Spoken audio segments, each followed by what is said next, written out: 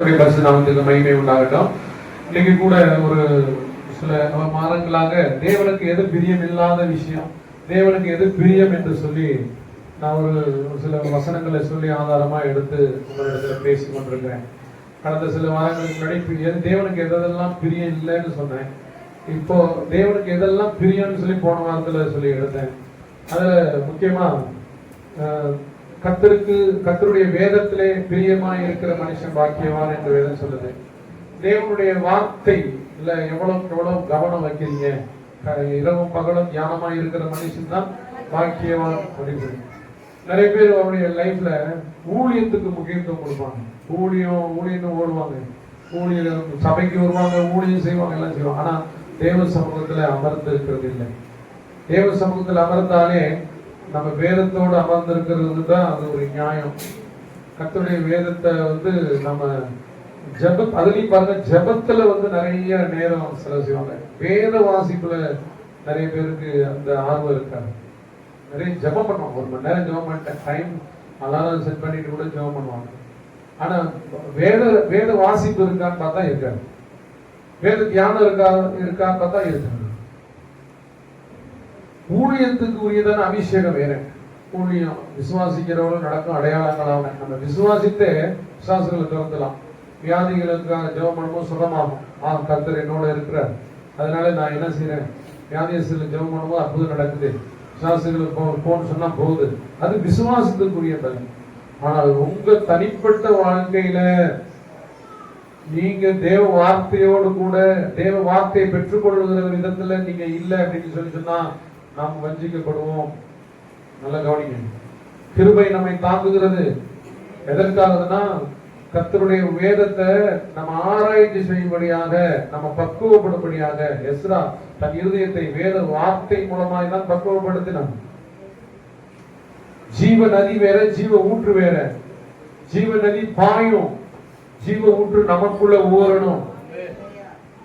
ஜீவ ஊற்று என்பது தேவனுடைய வார்த்தையை தனிப்பட்ட ஒரு விதத்துல உட்கார்ந்து அமர்ந்து ஆராய்ந்து வேதத்தை படியாக ஒத்த வாழ்க்கை வாழ்வது தான் ஜீவ ஊற்று. கடந்த சில நாட்கள்ல கர்த்தர் என்னோடு கூட இடைப்பட்ட காரியம், அதிகமாக வேதம் வாசிக்க எனக்கு தேவன் பலன் கொடுத்தார்.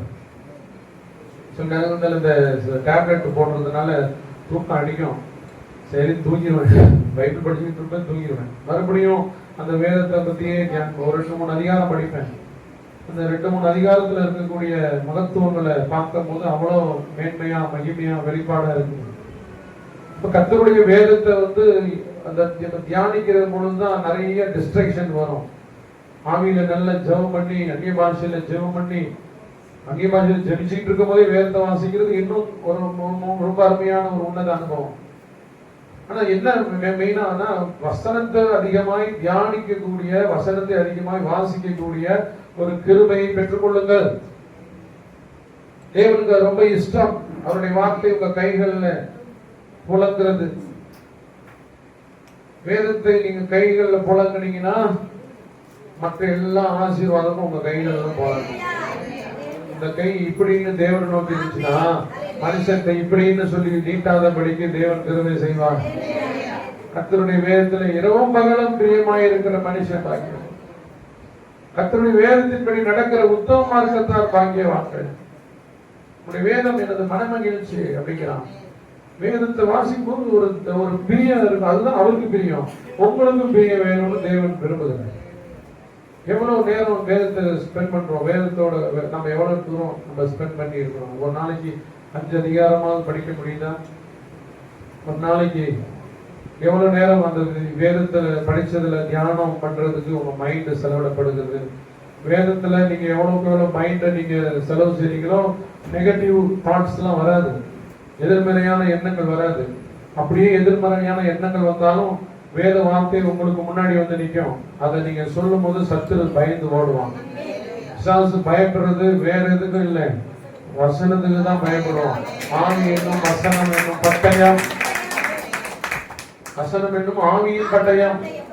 அது ஒரு பட்டயம் போல, கைகள்ல பிடிச்சிட்டு இருக்கிற ஒரு பட்டயம் போல. கர்த்தருடைய வசனத்தை எவ்வளவுக்கு எவ்வளவு உச்சரிக்கிறீங்க, எவ்வளவுக்கு எவ்வளவு அதை அது உங்களுடையதான் ஆக்கிக்கிட்டு பேசுறீங்களோ அதுக்குதான் வல்லமை இருக்கு. குறைச்சபட்சம் ஒரு நாளைக்கு இந்த கொஞ்ச நாள்ல 70 வசனம், குறைச்சபட்சம் 70 வசனங்களை அறிக்கை செய்யும். மதியானம் அது ஒரு 50-60 வசனம், மதியானம் நைட்டு குறைச்சபட்சம் ஒரு 20 வசனம் எப்படின்னு அறிக்கை செய்யும். ஏன்னா எனக்கு வந்த போராட்டங்கள், பாட்டு பாடினான் தம்பி, வேறொருக்கு இந்த பாதையில் போனால் அவங்க பிழைக்கவில்லை அப்படின்னு ஒரு சின்ன பிரஷர்ல ஆரம்பிச்சது. என்னென்னலாம் பண்ண முடியுமோ பண்ண இது நாலேஜ் பண்ணி பார்த்தீங்க. கர்த்தர் கிருபையாய் கொடுத்த நாட்கள்ல நிறைய ஊழியர்களுக்கு போனேன், ஊழியம் செஞ்ச அற்புத அடையாளங்கள் நடந்துச்சு. வெளி ஊருக்கு ஊழியர்களுக்கு, வெளி சபைகளுக்கு போனேன். கர்த்தர் மேன்மைப்படுத்தினா மகிமைப்படுத்தினார். என்னன்னா கொஞ்சம் தேவனோடு கூட டைம் ஸ்பெண்ட் பண்றது லைஃப்ல கொஞ்சம் வளர்ந்துச்சு. அங்கதான் நடந்துச்சு மிஸ்டேக்ஸ். சந்தோஷப்பட்டேன். நிறைய இடங்களுக்கு ஆண்டவர் கூப்பிடுறாங்க, அடிக்கடி கூப்பிடுறாங்க. சில இடங்கள் ஜனங்கள் மேன்மைப்படுத்துறாங்க, ஜனங்களுக்கு பிரயோஜனப்படுத்துற ஆண்டவர் அப்படிலாம் சொல்லி சந்தோஷப்பட்டேன். ஆனா என் லைஃப நான் கொஞ்சம் கவனிக்க விட்டுட்டேன். தேவனோட அமர்ந்திருக்கிற நேரங்கள் குறைஞ்சிருச்சு. தேவனுக்கு நேரங்கள் குறைஞ்சிருச்சு. 10க்கு ஒரு காலையில ஒரு 4:45 எழுந்திரிச்சேன்னா ஒரு 6 மணி வரைக்கும் ஜெபம் பண்றது. சில நேரங்கள்ல 5:30 மணிக்கு எழுந்திரிக்கிறது. ஜெபம் பண்றது ஒரு 1 மணி நேரம் அல்லது சில நேரங்கள் 1/2 மணி நேரம். அப்புறம் வசன அறிக்கை செஞ்சுட்டு, இப்பதான் வசன அறிக்கை செய்யறமே, நம்மதான் கம்யூனியன் எடுக்கிறமே, நம்ம தான் பைபிள் படிக்கிறோம். ஒரு அதிகாரம் படிக்கிறது, 2 அதிகாரம் படிக்கிறது. ஆனால் அதிக நேரம் ஊழியக்காரன் தேவன் அதிகமாக தேவன் விரும்புறது தம்மோடு கூட இருக்கவும் பின்பு பிரசங்கம் பண்ணவும் அவர்களை அனுப்பினார். ஆனா நம்ம பிரசங்கம் பண்றதுக்கு போயிட்டோம், அவரோடு கூட இருக்கிற நேரங்களை விட்டுட்டோம். இப்ப ஒரு சின்ன சோதனையில எங்கெங்கெல்லாம் ரூட்டு பிசாசு அங்கங்க கொண்டு போய், நான் கர்த்தர் அனுமதிக்கல. தேவன் கிருபையில் நான் சாவாமல் விளைத்திருந்தும் இந்த செய்கையை விளைப்பேன்னு தாவீது சொல்லுவாங்க. கர்த்தர் விட்டிருந்தாருன்னா எப்படியோ போயிருக்கும். இன்னைக்கு திருமணமாகாதபடிக்கு இருக்கிறது தேவ கிருபை. அதனால சரி அப்பப்ப ஆண்டவர் பேசுனேன், பயப்படாத, கூட ஆண்டவர் அடிக்கடி என்கிட்ட பேசுனது, பயப்படாத துணை நிற்கிறேன், கவலைப்படாத, இதெல்லாம் மாறும், சூழ்நிலைகள் மாறும், என்னோட இது பேசு, அமர்ந்துரு. இப்படி சில ஒரு உரையாடல தான் தேவன் ஆண்டத்தில் அதிகமா பேசி நடந்துடுது. அந்த கிருபை, அந்த இரக்கம், இந்த தயவு தான். இல்லைன்னா எனக்கு என்ன பண்ணுதுன்னே தெரியாது. நான் அடிக்கடி இதை பேசக்கூடாதுன்னு தான் விரும்புறேன். ஆனா சில போராட்டங்களை சொல்லும் பொழுது நீங்க ஜாக்கிரதையா இருக்கணும்ன்றதுக்காக நான் உங்களுக்கு கர்த்தர் மூலமா ஒரு சில காரியங்களை கற்றுக் கொடுக்கலாமே. என்ன செய்யுதுன்னே தெரியல. சில நேரங்கள் நல்லா இருக்கும். ஞாயிற்றுக்கிழமை பிரசங்கம் பண்ணுனா வீட்டுல போய் நல்லா தூங்குவேன். முடிஞ்சவன போய் தூங்க, சில நேரத்தில் உட்காந்து வசனத்தை அறிக்கை செய்வேன். அப்புறம் மதியானம் தூங்க, சாயந்தரம் அப்புறம் ஜெபம் பண்ண, பேசி நல்லா ஒரு 2 நாள் 3 நாள் நல்லா போயிட்டே இருக்கும். திடீர்னு அந்த ஞாயிற்று நெருங்குற நேரத்துல ஏதாவது ஒண்ணு வித்தியாசப்படும். உடம்புல சுருன்னு ஏறும். திடீர்னு கை காலெல்லாம் ஒரு மாதிரி சோறுவாங்க. சாப்பிட்டது ஒத்துக்காது. ஏதோ வழக்கமா சாப்பிட்றது தான். அன்னைக்கு என்ன சாப்பிட்டேன், திடீர்னு பார்த்தா வயிறு பார்த்தா அது ஒரு அல்சர் இருந்துச்சு. சாப்பிட்டது ஒத்துக்கல. உடனே அதுக்கு ஒரு மருந்து. அப்புறம் ஒரு 1 hour 2 hour ஆகும். அப்படி நல்லா இருக்கும்.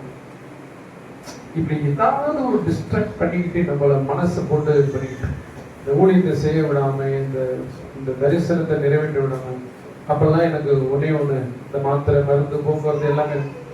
ஆனா ஒன்னே ஒண்ணு, ஆண்டவரே நீர் என்னை நம்ப பண்ணின உங்களுடைய வாக்குகளை நிறைவேற்றி முடிப்பேன். இந்த பாட்டு பாடினாங்க பார்த்தீங்களா? என்ன தேவன் அழைத்த போது ஒரு வசனம் உண்டு, அதான் கீ. நான் உன்னை மனுஷனை பிடிக்கிறவனாக ஒரு வார்த்தை, அந்த வாக்குகள் தான். அதுதான் நினைக்கும். ஆண்டவரே மனுஷனை பிடிக்கிறவனாக்கு வாக்கு கொடுத்து இந்த ஊழியர்களை அழைத்த அழைப்பும் கிருபை வரங்களும் மாறாதவைகள். திடீர்னு ஒரு இன்ஸ்பிரேஷன் ஆகும். ஏதோ ஒரு நமக்கு தெரிஞ்ச, நமக்கு இருக்கிற ஊழியக்காரங்க ஏதாவது மெசேஜ் கேட்பேன், அதுல கேட்கப்படும். நேற்று அப்படிதான் அவர் ரொம்ப நாளாச்சு அவர் மெசேஜ் கேட்டு திடீர்னு அங்கே போகணும்னு மனசுல ஒரு ஏறுதல் சேர்ந்து போறேன். உன்னை அசைக்க வந்தவைகள் எல்லாம் அசைந்து போகும். எவ்வளவு ஒரு அரை மணி நேரம் ஜபத்துல அந்த ஒரு வார்த்தை, உன்னை அசைக்க வந்தவைகள் எல்லாம் அசைந்து போகும். அழைத்த அழைப்பு கிருபை வரங்களும் இப்படி தேவன் ஏதாவது ஒரு ப்ராமிஸ் பண்ணி நம்மளை பூஸ்டப் பண்ணி ஓடு ஓடு ஓடுன்னு சொல்லி, என் சமூகத்துல உட்காரு, என் சமூகத்துல அமர்ந்து என்னோட பேசு, இப்படி எல்லாம் சொல்லி கேட்கறதுனால இந்த ஊழியத்தை செஞ்சுக்கிட்டு இருக்கிறேன். அப்புறம் ஒரு நாள் ஒரு ஊழியக்காரர், எனக்கு இப்படிப்பட்ட ஒரு அனுபவம் இருந்துச்சு, சபையில ஜபிக்கவி உனக்கு ஜபம் தேவைப்படுது. எங்க நான் ஆரம்ப நாட்கள்ல நாங்க ரசிக்கப்பட்ட பிறகு எங்க சித்தி பிள்ளைகளுக்கெல்லாம் நான் சுவிசேஷம் சொல்லணும். அவங்க வீட்டுக்கு அடிக்கடி போறேன், நானும் என் தம்பி. அந்த பிள்ளைகள்லாம் ரசிக்கப்பட்டாங்க. பிள்ளைங்க ரசிக்கப்பட்டாங்க. ரசிக்கப்படாததுக்கு முன்னாடியே அவங்க கல்யாணம் பண்ணது, அவங்க கணவர் மட்டும் ஒருத்தர், அவங்க வீட்டில் ஒருத்தர் மட்டும்தான் கணவர் ரசிக்கப்படலை. மற்ற 3 பேர் பிள்ளைகளும் ரசிக்கப்பட்ட பிள்ளைகள் ரசிக்கப்பட்டாச்சு. அவங்க ரசிக்கப்பட்ட பிறகு எங்க பெரியப்பா வீட்டில் பார்த்தீங்கன்னா எங்க அம்மாவோட அக்கா அவங்க வீடுகளில் பார்த்தா பயங்கர எதிர்ப்பு. எங்களை பற்றி கேவலமாக திட்டுறது, எங்களை அசிங்கமாக பேசுறது. சரி, எங்களை பேசினதான் இயேசுவானவரை கேவலமாக அசிங்கமாக பேசுறது. நாட்கள் போச்சு, விரிவிதமான முடிவுகள். பெரிய பயணம், பெரிய பயணம், பெரிய அடுத்தது அவங்க கூட அவங்க பிள்ளைகள்லாம் அந்த விக்கிரக கோயிலில் அவங்களை இது பண்ணுறது, கோயிலை கழுவுறது, இது பண்ணுறது. அப்படிதான் அப்படியே அண்ணன்லாம் வச்சு அந்த சர்ச்சைக்கு ஒருத்தர்னா ரசிக்கப்பட்டார். அந்த சில பழக்க வழக்கங்கள்லாம் விடலை. அது ஹார்ட் அட்டாக் வந்து அந்த ரசிக்கப்பட்டவர் இறந்து போயிட்டார். அடுத்தது இப்போ நேற்று எங்கள் அண்ணன் தாய் மாமா பையன் டெல்லியிலேருந்து எனக்கு ஒரு ஃபோட்டோ அனுப்புகிறாரு. அதில் பார்த்தா எங்கள் பெரியம்மா பையன், மூத்த பையன், உடம்புலாம் அப்படியே ஜாயிண்டிஸில் பிடிக்கப்பட்டு உடம்புலாம் அப்படியே ரொம்ப அவளே கிடமாக இருக்கக்கூடிய இவங்கெல்லாம் விக்கிரகத்தை ஆராதிச்சு இது பண்ணாங்க. எவ்வளவு விரிபதமான முடிவுனா தேவ சுவிசேஷத்துக்கு எதிர்த்து நின்றவங்க, அசிங்கமா பேசுறது. ஆனா இந்த தலைமுறையில கர்த்தர் கிருபையா நம்மளை தெரிந்து ஊழியக்காரன் ஆகி இருக்கிறார்.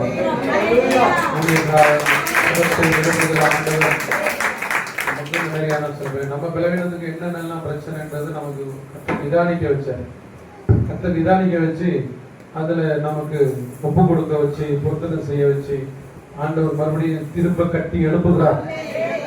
பலத்தினால் அல்ல, பராக்கிரமத்தினால் அல்ல, ஆவியினாலே எல்லாம் ஆகின்ற வார்த்தையின்படி கர்த்தர் வந்து மறுபடியும் ரீபில்ட் பண்ணி கொண்டு வர்றதை நான் பார்க்க முடியுது. கர்த்தருடைய கிருபையினால நிற்கிறேன். கர்த்தருடைய இரக்கத்தினால நான் இந்த ஊழியத்தை செய்யறதுக்கு தேவன் அனுகிரகம் செய்துட்டு இருக்கிறேன். ஸோ தேவ பிள்ளைகளே, தேவனுக்கு பிரியமானது நம்ம தெரிந்து கொள்ளப்பட்டோம்.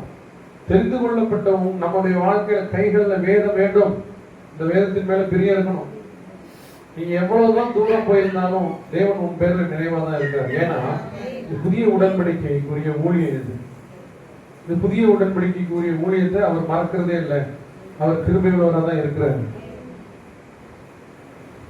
நம்ம ஏதாவது ஒரு லூஸ் டாக் விட்டு நம்ம ஜீவியத்தை நம்ம கெடுத்துக்கிட்டோம்.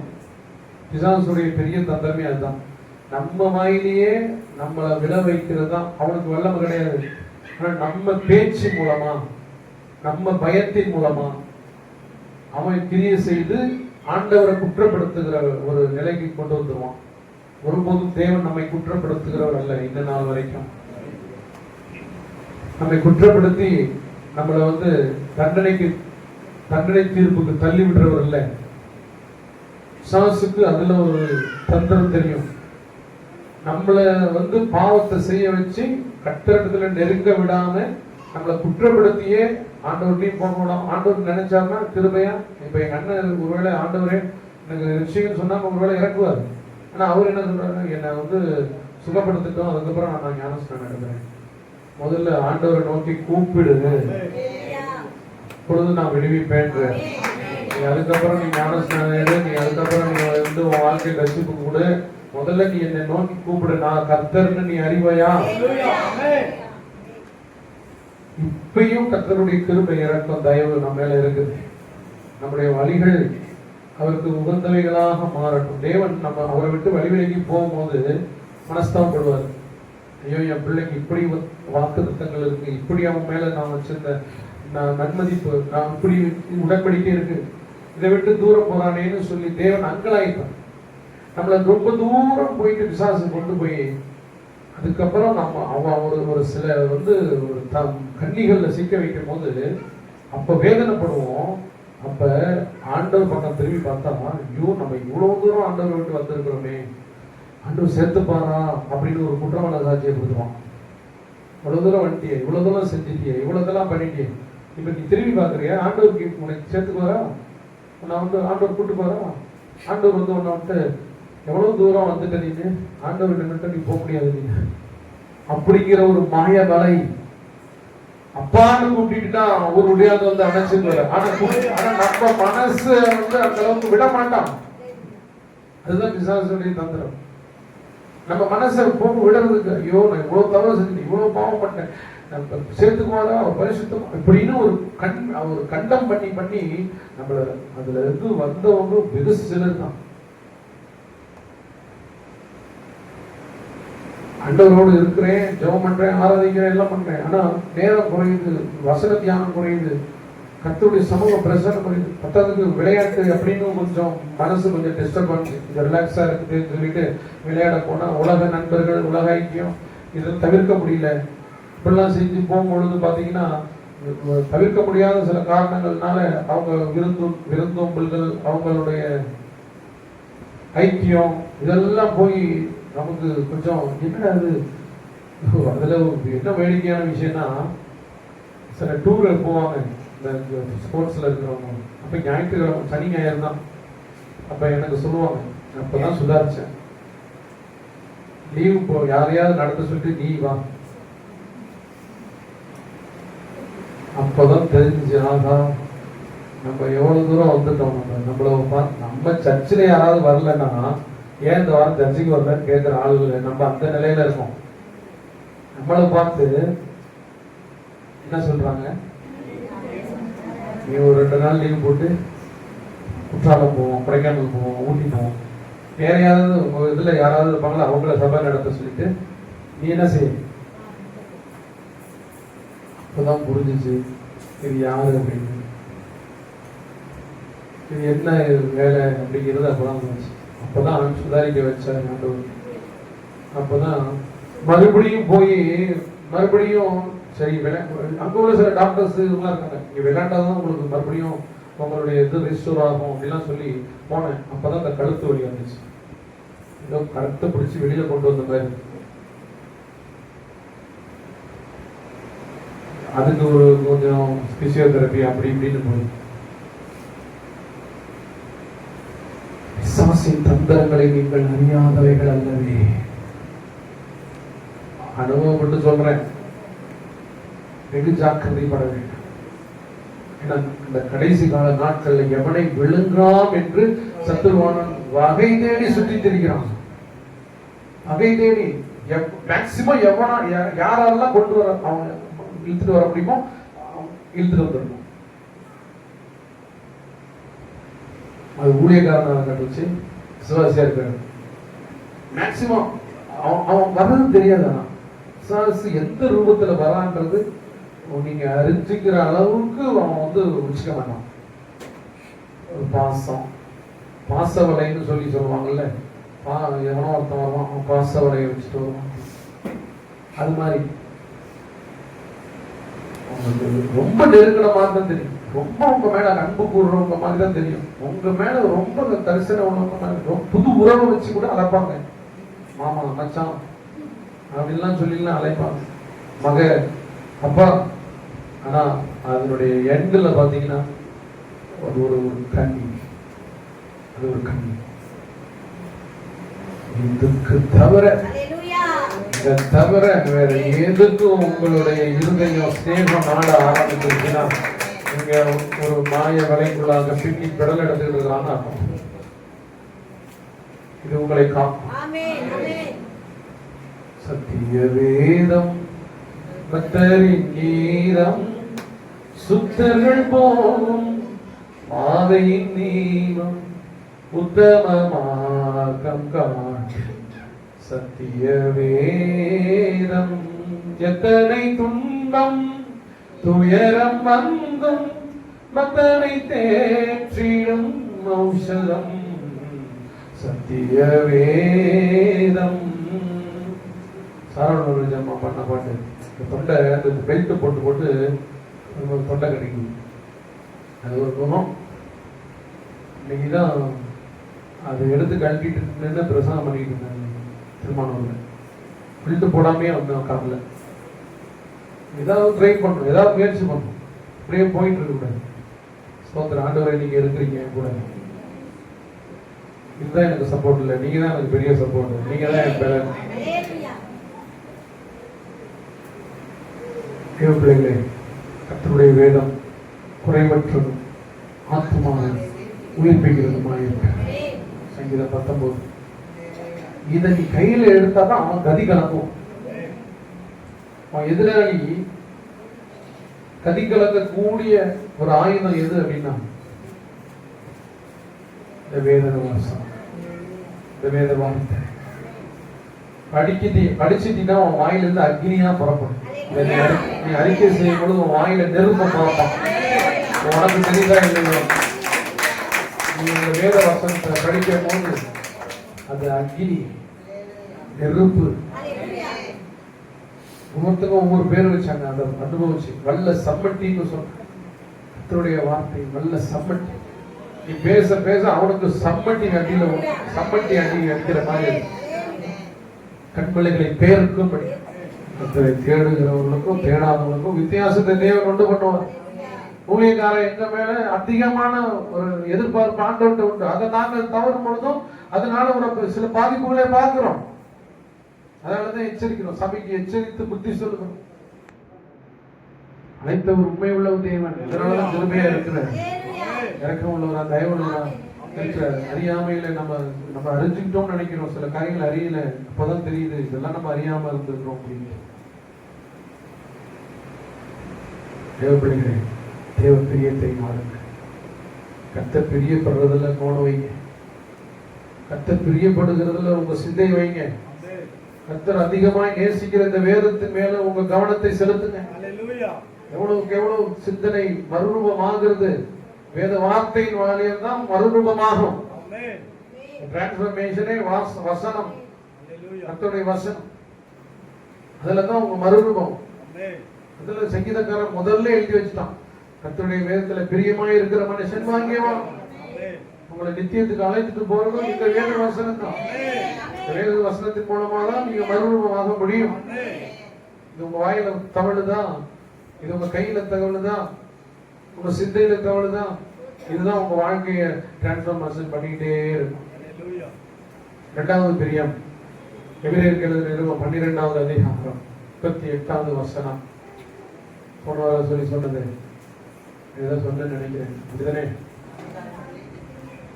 பயத்தோடும் பிரியம் தேவனுக்கு பிரியமாய் பயத்தோடும் பக்தியோடும் ஆராதனை செய்ய கிருபையை பற்றிக் கொள்வா கடவோம். கர்த்தருக்கு உகந்தது எது சொல்லுங்க? கர்த்தருக்கு பயத்தோடும் பக்தியோடு ஆராதனை இருக்கா? பிள்ளைகளே, உங்க ஆராதனை பயத்தோடு பக்தியோடு இருக்கா?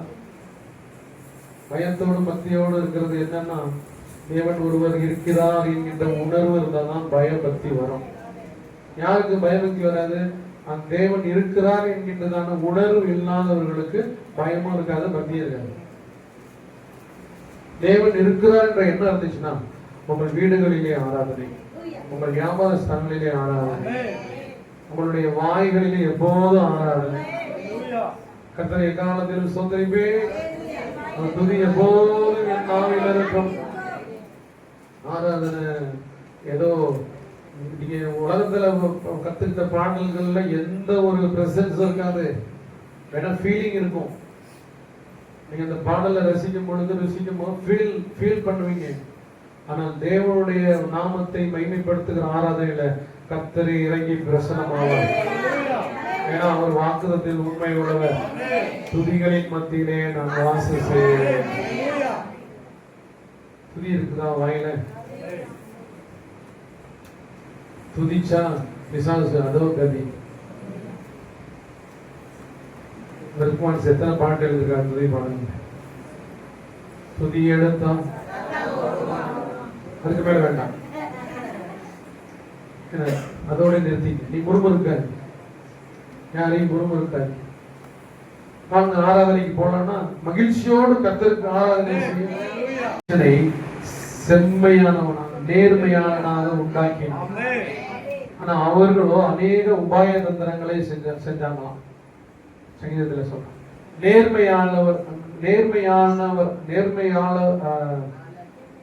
நேர்மையாளராக கர்த்தர் நம்மளை உண்டாக்கினார். செம்மையானவனாக தேவன் உண்டாக்கினார். இங்கிலீஷ்ல வந்து ஸ்ட்ரைட் அப்ரைட் அப்படிங்கிற சில வார்த்தைகள்லாம் கொடுக்கணும். எந்த ஜீவராசிகளும் இப்படி நேரம் இல்ல, மனுஷன் மட்டும்தான் அப்படி நேரம். அதாவது எல்லாம் 4 காலில் தான் குடிச்சு. ஏன் அவன் நேர்மையானவனா உண்டாக்கினார் அப்படின்னா, அவன் தன்னை போல நேர்மையானவனா, அவருடைய சாயல்ல படைக்கப்பட்டாக்கி அவரை போலதான் நீ நேர்மையானவனா இருக்கணும். நேரா நிமிர்ந்த நெல்லு அப்படின்னு இருக்கணும்ன்றதுக்கு தான் நம்மளை இப்படி படைச்சார். அவங்களும் அநேக உபாய தந்திரங்களை செஞ்சுக்கிட்டாங்க அப்படின்னு வேதத்துல இருக்கக்கூடிய ரகசியம். உன் கண்ணு அவரை நோக்கி பார்க்க, ஆராதனையில போது உன் கண்ணு அவரை நோக்கி பார்க்க. பிரியமாய் ஆராதனை செய்யறதுல என்ன இருக்கணும்? பிரியம். மனுஷனை பிரியப்படுத்துங்க. நாங்களாம் சின்ன வயசுல ஆலயத்துல ஊழி செய்யும் பொழுது பாஸ்டர் வந்து அடிப்பார், கை வரி பட்டு பட்டு அடிப்பார். பாஸ்டர் அடிப்பார். ஏதாவது சேட்டை பண்ணிட்டு இருந்தோம்னா இங்கேருந்து புஸ்தகம் தூக்கிட்டாரு. சேட்டை பண்ணிட்டு இருந்தோம்னா மறப்பாரு. ஆராதனை கண்ணை திறந்தோம்னா பார்ப்பாரு. இவர் ஆராய்ச்சிட்டு இருப்பாரு. நாங்க கண்ணை திறந்திருந்தோம்னா தேவ பார்த்து முறப்பாரு. அந்த முறைப்புக்குள்ளேயே கண்ணை மூடிடும். கண்ணை மூடி கையெல்லாம் உயர்த்திடுவோம். கை தட்டலன்னா கை அதை கண்ணை மூடிடுவோம். நம்ம பிசாசு பேய் திட்டுறதுக்கு நம்ம கையை உயர்த்திடுவோம். நம்ம கை தட்டுவோம். ஒழுங்கு மரியாதையா நம்மளே கையை உயர்த்தி ஆராதனை பண்ணுவோம். ஆனா ஒரு மெச்சூர்டு வந்த பிறகு அவர் பார்க்கிறாரா இல்லையோ, என் தேவனை ஆண்டவரை பார்க்க வேண்டும். நான் அவருக்கு ஆராதனை செய்யணும், அவரை ஆராதிக்கணும், அவரை மகிமைப்படுத்தணும். அப்பதான் கண்ணீர்லாம் வந்துச்சு. ஆராதனை நேரத்துல ஆட்டோமேட்டிக்கா கண்ணீர் ஒப்பு கொடுத்து ஆண்டவர் பேசினார். ஆராதனையில பேசுவார். ஆண்டவர் ஊழியக்காரன் மூலமா பேசுவார். ஆராதனை நடத்துறவங்க மூலமா பேசுவார். அதெல்லாம் அப்படியே ரிசீவ் பண்ணி அப்படி வளர்ந்ததுதான். ஆண்டவருக்கு இருதயம் பிரியமாய், இருதயம் பிரியத்தோட அவரு நீ பிரியமா ஆராதிக்கும் பொழுது அவர் வாக்கக்கூடிய நாமத்தை பிரஸ்தாபப்படுத்துகிற எந்த ஸ்தானத்திலும் பெருமையா நான் வரமாட்டேன், வந்து ஆசீர்வதிப்பேன். நான் வந்து ஆசீர்வதிப்பேன். ஒன்ன சும்மா இல்ல, நான் வந்துட்டு போறது எது விசிட் பண்ண போறேன், பிளஸ் பண்ணிட்டு போறேன். நான் என் நாமத்தை பிரஸ்தாபப்படுத்தியா, என் நாமத்தை பிரஸ்தாபப்படுத்தியா, இதுதான் அவருக்கு இஷ்டம். சரிங்களா? சொல்றேன். 3வது அறியும் இல்ல, அது நீங்க தியானிச்சுக்க. நான் இன்னொரு காரியத்தை சொல்றேன். இன்னைக்கு இந்த வசனத்தை எடுத்து தியானிக்கணும். ஸ்தோத்திரம்.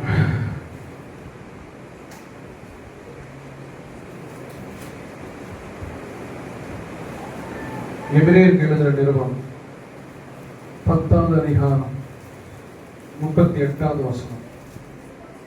விசுவாசத்தினாலே நீதிமான் பிழைப்பான், பின்வாங்கி போவானானால் அவன் மேல் என் ஆத்துமா பிரியமாயிராது என்கிறார். விசுவாசத்தினாலே நீதிமான் பிழைப்பான், பின்வாங்கி போவானானால் அவன் மேல் என் ஆத்துமா பிரியமாயிராது என்று ஆண்டவர் சொல்றார். இன்னொரு இடத்துல பார்த்தோம்னா, விசுவாசம் இல்லாமல் தேவனுக்கு பிரியமாயிருப்பது கூடாத காரியம். 11:6 இருக்கு. விசுவாசம் இல்லாமல் தேவனுக்கு பிரியமாயிருப்பது கூடாத காரியம். ஏனென்றால் தேவனிடத்தில் சேர்கிறவன் அவர் உண்டென்றும் அவர் தன்னை தேடுகிறவர்களுக்கு பலன் அளிக்கிறவர் என்றும் விசுவாசிக்க வேண்டும். அப்ப விசுவாசம் ஆண்டவருக்கு இஷ்டம். அது எப்படிப்பட்ட விசுவாசம்னா, தேவன் உண்டென்றும் தம்மை தேடுகிறவர்களுக்கு அவர் பலன் அளிக்கிறார் என்று நம்ம விசுவாசம். கடவுள் இருக்கிறார் அப்படின்னு ஒரு விசுவாசம் இருக்கணும். கடவுள் இருக்கிறார், அவர் பார்த்துக் கொள்வார், அவர் நடத்துவார், அவர் கைவிட மாட்டார், அவர் என்னை ரொம்ப நேசிக்கிறார், அவர் ஒருபோதும் என்னை தள்ளாட விட்டார், அவர் என்னை மறவார். இந்த ஒரு விசுவாசம், அதுதான் விசுவாசம். அவரு நிச்சயமா என்னை குறித்து வைத்திருக்கிறதை நிச்சயம் நிறைவேற்றி முடிப்பார். அந்த விசுவாசம் வாழ்க்கையில நம்ம ஆரம்பிச்சது, நம்ம என்ன திக்கற்ற நிலைமையில இருந்து நம்ம வந்தோமோ அப்ப நம்மளை கை தூக்கி விட்டார்ல, நம்ம உயர்த்தி விட்டார்ல. ஒன்றுமில்லாத சூழ்நிலை நம்மளை நம்ம யாக்கோபு போல பரிவர்த்தனங்களோடு கூட ஆசீர்வதிச்சார்ல. நம்ம ஜீவியத்தை என்னைக்கோ அறிய வேண்டியது, என்னைக்கோ பிசாசுடைய வாயிலிருந்து நம்மளை பிடிச்சு கொண்டு வந்தோம். சிங்கத்து வாயில மாட்டின ஆட்டுக்குட்டி தாவீது போய் எப்படி அது வாயிலிருந்து கடவாப்பெல்லாம் உடைச்சு தாவீது சிங்கத்தின் வாயிலிருந்து நாட்டுக்குட்டியை பறிச்சு கொண்டது போல தேவன் இயேசு நம்மளை சத்துரு பிடியில் இருந்த நம்மளை, அவன் வாயில அகப்பட்ட நம்மளை வாயிலிருந்து பிடுங்கி சிங்கத்தை கொண்டு வாயிலிருந்து பிடுங்கி கொண்டு வந்தார். அதை மறந்துடக்கூடாது. நிறைய பேருடைய வாழ்க்கையில இவ்வளவு மகிமையான காரியங்களை செய்தோம். இந்த ரட்சிப்பு, இந்த அபிஷேகம், இந்த நன்மை, இந்த பரலோக ஜீவன், இதெல்லாம் நம்ம வாழ்க்கைக்கு நமக்கு தேவன் தேவை என்று சொல்லி நம்மளை மீட்டு கொண்டு வந்து மறந்துடுறாங்க. பின்வாங்கி போவானா அவன் மேலே ஆத்மா பிரியமாக. விசுவாசத்தை துவக்குகிறவர் அதை நிறைவாக முடிக்கிறவர் அவர் தான். விசுவாசம் இல்லைன்னா கேளுங்க, ஆண்டவர்கிட்ட கேளுங்க. ஒருத்தர் தன் பிள்ளைய அவன் பிசாசினால் பிடிக்கப்பட்டிருந்தான், விசேஷர்களாலும் துரத்தி விட முடியல. ஆண்டவர்கிட்ட கேட்கிறாங்க, உங்க சீசரால முடியும் கொண்டு வாங்கன்னு சொல்லி ஜெபம் பண்ணி அனுப்பி விடுறாரு, துரத்தி விடுறாரு. பிசாசுக்கு அதிகாரம் எடுத்து ஜெபிக்கிற ஓடிடு. அந்த பிள்ளைய அப்பாட்ட கொடுக்குறாரு. அப்பா சொல்றாரு, ஆண்டவரே எனக்கு விசுவாச குறைவு, என் விசுவாசத்தை வர்த்திக்க செய்யுங்க. ஆண்டவர் ஒன்றும் கண்டம் பண்ணல. அவனுடைய அவன் நிலைமையை பார்க்க விசுவாசிக்க முடியல. ஆனா அவன் கேட்கிற ஜெபம் என் விசுவாசத்தை வர்த்திக்க செய்யும். பேதுருல ஒரு அருமையான ஒரு வசனம் உண்டு, அது நீங்க வீட்டுல போய் படிங்க. 1 பேதுரு 2 பேதுரு தெரியல, நான் எடுக்கிறேன்.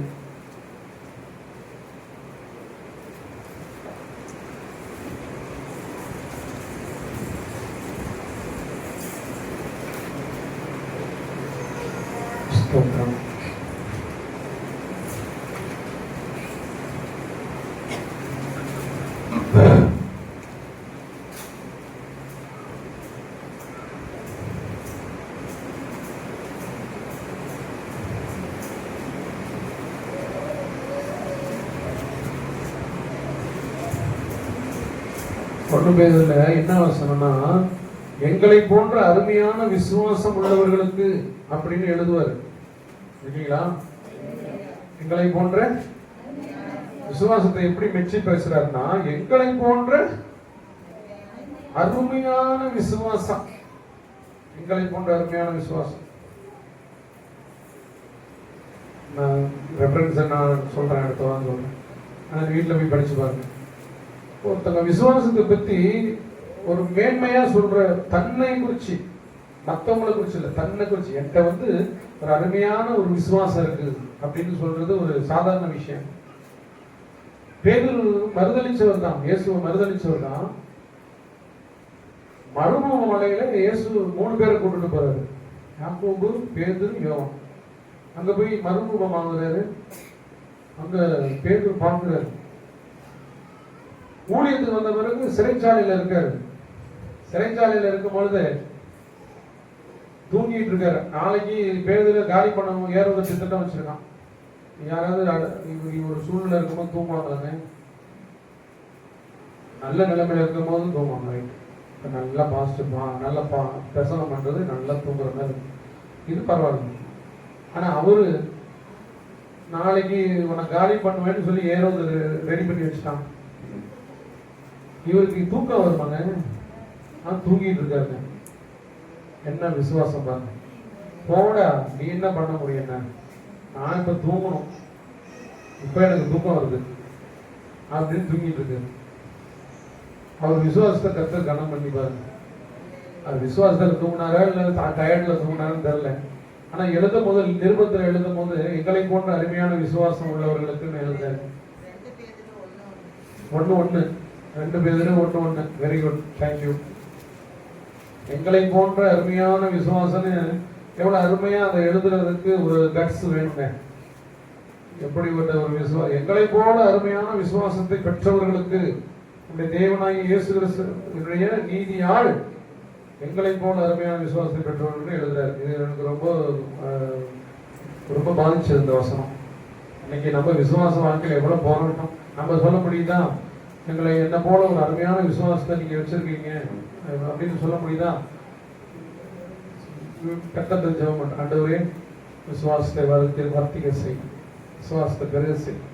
நாங்களும் இந்த மாதிரி ஒரு ஒரு ஸ்டேட்மெண்ட் கொடுக்குற அளவுக்கு எங்க விசுவாச வாழ்க்கையில் நாங்க பெருகணும், வளரணும். எங்களை போல அருமையான விசுவாசத்தை பெற்றவர்களுக்கு அப்படின்னா இந்த சபை சொல்லணும், எங்களை போல அருமையான விசுவாசத்தை பெற்றவர்களுக்கு. சிறைச்சாலை கதவு உடைஞ்சு பேதுரு சீக்கிரம் வா, வெளியில போகணும் அப்படின்னு சொல்லிட்டு தூதர்கள் அழைச்சிட்டு போறாங்க. இப்படி பரலோகத்தோட கூட ஒரு டச் இருந்துகிட்டே இருக்குது. அதனால அவருக்கு ஒரு விசுவாசம் அப்படின்னு சொன்னாலும், இந்த புதிய உடன்படிக்கையில கிருபையின் காலத்துல இது எல்லாமே நமக்குள்ளதான் இருக்குது. பரலோகம் நமக்குள்ளதான் இருக்குது. நித்திய ஜீவன் இதோ தேவனுடைய ராஜ்யம் உங்களுக்குள் இருக்கிறதே. நம்ம இதுதான் விசுவாசத்துல எடுத்துக்கொள்ளணும். ஆண்டவர் அதான் உரிமை போராடுறாரு, அதெல்லாம் உரிமையை நமக்கு கொடுத்திருக்கிறாருன்னு யாரெல்லாம் விசுவாசிக்கிறீங்களோ அப்பதான் அது செயல்படுது. நான் இப்படித்தான் அதிகமா ஜெபம் பண்ணிட்டு இருக்கேன். ஆண்டவரே, எனக்கு நீங்க சிலுவையில சம்பாதித்து கொடுத்த அந்த வெற்றியை நான் எடுத்துக்கொள்கிறேன். எனக்கு இந்த சிலுவையில சம்பாதித்து கொடுத்த அந்த சுகத்தை நான் எடுத்துக்கொள்கிறேன், அந்த பலத்தை நான் எடுத்துக்கொள்கிறேன். சிலுவையில எதிராளி எங்க தோத்தான்? வாய்ந்து சொல்லுங்க. சிலுவையில தோத்தான். இப்ப மகனாட்டிக்கிட்டு இருக்கான். சிலுவையில அவன் தோத்ததுக்கு அடையாளம் என்னன்னா, அவன் தலை புதினாலே நீ தீண்டுவ, அவர் தலையை நசுக்குவாருன்னு ப்ராமிஸ். எப்ப? ஏதேன் தோட்டத்தில் ஆரம்பிச்சது. மனுஷனை சபிக்கல, அவனைதான் கர்ஸ் பண்ற. உன் தலை நசுக்கப்படும். சிலுவைக்கு மட்டும் இந்த ரெவலேஷன் பிசாசு கிடைச்சுன்னா போடாம ஏதாவது பண்ணி தடுக்க பார்த்திருப்பான்.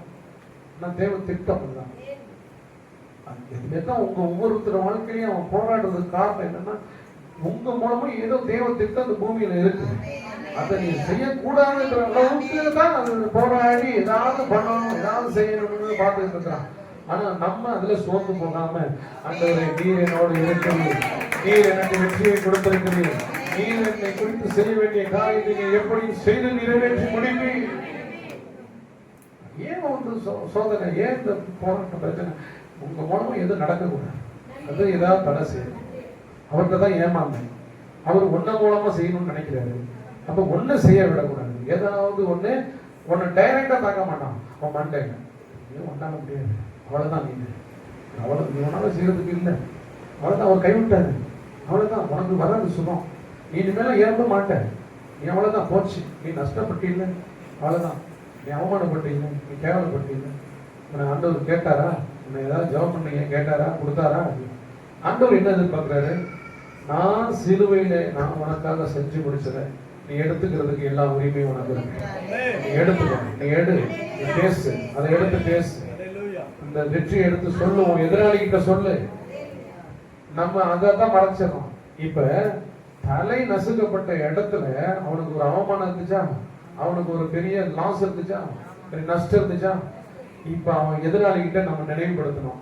ஏய், எங்க அப்பா சிலுவையில தலையை நசுக்குனார், ஞாபகம் இருக்கா? அதுல நான் கிடைச்ச வெற்றியை நாம வச்சிருக்கேன். என்ன நீ தீண்டவோ, என்ன நீ குறை சொல்லவோ, குற்றம் சாட்டவோ உனக்கு அதிகாரம். அந்த இடத்துல இருந்து என் வெற்றியை எடுத்துக்கிறேன், அந்த இடத்துல இருந்து என் சிலுவையில என் சுகத்தை எடுத்துக்கிறேன், அங்கிருந்து என் ஐஸ்வர்யத்தை எடுத்துக்கிறேன், எனக்கு வேண்டிய எல்லா பலனையும் நான் எடுத்துக்கொள்கிறேன். நீ தோற்கப்பட்டவன், எனக்கு நான் வெற்றியாளர். ஏன்னா கிறிஸ்துவினுடைய வெற்றி என்னுடையதாக இருக்கிறது. அவரோடு கூட சிலுவையில் அறையப்பட்டேன்றார் பவுல். அந்த சிலுவையில் அறையப்பட்டது உலகம் எனக்கு அவரால் சிலுவையில் அறையிட்டு இருக்கிறது. உலகத்தினால் வரக்கூடிய எந்த பிரச்சனைகளும் எல்லாமே சிலுவையில் ஏற்கனவே அரைஞ்சு முடிச்சாச்சு. இப்ப நான் என்ன உரிமை எடுத்துக்கணும்னா, அங்கிருந்து நான் எனக்கு வேண்டிய எல்லாத்தையும் நான் எடுத்துக்கொள்வதற்கு எனக்கு உரிமை இருக்கிறது. சிலுவையின் மீது வெற்றி சிறந்த தேவன் எனக்கு அந்த வெற்றியை கொடுத்து விட்டார். ஒரு சில பேர் கல்யாணியே வர மாட்டேங்குது, ஆமையும் வர மாட்டேங்குது. இது ஒரு முழு வெற்றியும் தான் நம்ம வாழ்க்கை. இந்த வெளிப்பாடு எப்ப உங்களுக்குள்ள வருதோ, அதை நீங்க எப்ப அதிகமா பேசுறீங்களோ, அதை சுதந்திரித்துக் கொள்வதற்கு உங்களுக்கு பாக்கியம். விசுவாசம் இல்லாமல் தேவனுக்கு பிரியமான சிலுவையை நீ விசுவாசி. கெட்டு போகிறவனுக்கு தான் ஒண்ணு இல்லை, விசுவாசிக்க நமக்கும் இருக்கிறது. கெட்டு போகிறவனுக்கு அது பைத்தியம், விசுவாசிக்கிற நமக்கு அது தேவை. ஆமா, இந்த இடத்துல இருந்து நான் எடுத்துக்கிறேன், என் வெற்றியை எடுத்துக்கொள்கிறேன், என் நன்மையை எடுத்துக்கொள்கிறேன், என்னுடைய ஆசீர்வாதத்தை எடுத்துக்கொள்கிறேன், என் சுகத்தை எடுத்துக்கொள்கிறேன், என் நீதியை எடுத்துக்கொள்கிறேன், என் பரிசுத்தத்தை எடுத்துக்கொள்கிறேன். அங்கதான் இருக்குது உங்க வெற்றி, நம்முடைய வெற்றி. வாலிப பிள்ளைகளுக்கெல்லாம் நிறைய டெம்ப்டேஷன்ஸ் சிந்தனையில உங்களை டிஸ்ட்ராக்ட் பண்றதுக்கு நிறைய காரியங்களை உங்க மனசுல அள்ளி தூவான். ஏமாந்துடாத, உனக்குன்னு ஒரு நல்ல எதிர்காலத்தை தேவன். இதெல்லாம் நம்ம கேட்டு கொடுக்கலாம் பிசாசுக்கு. அது வேற விதத்துல ஏதாவது, இன்னைக்கு இந்த சத்தியம் கேட்டியா, வேற விதத்துல எப்படியாவது அட்ராக்ட் பண்ணணும்னு அவன் ட்ரை பண்ணான். ஆனா உனக்கு ஒரே ஒரு சிந்தனை தான், என் இயேசு பெரியவர், என் சிந்தையை எதற்கு விட்டு கொடுக்கவே மாட்டேன், என் சிந்தையில் அவர் தான் பரிபூர்ண ஜீவனுடையவராக அப்படின்னு ஒரு விசுவாசி எதிர்காலம் அவ்வளோ மகிமையா பிரகாசமாக கர்த்தருடைய பரிசுத்த நாமத்துக்கு மகிமை உண்டாகட்டும். விசுவாசிக்கிறவர்கள் எல்லாம் விசுவாசமே உலகத்தை ஜெயிக்கிறேன். இந்த விசுவாசம் அருமையான விசுவாசம். இந்த விசுவாசத்துடைய பிள்ளைகளா, விசுவாசத்தின் ஆவி உடையவர்களா, விசுவாசத்தின் வரம் உடையவர்களா, விசுவாசத்தின் கனி உடையவர்களா வாழ்ந்து தேவனுக்கு மகிமையா வாழ உங்களை ஆசீர்வதிப்பார். ஜெபம் பண்ணுவோம்.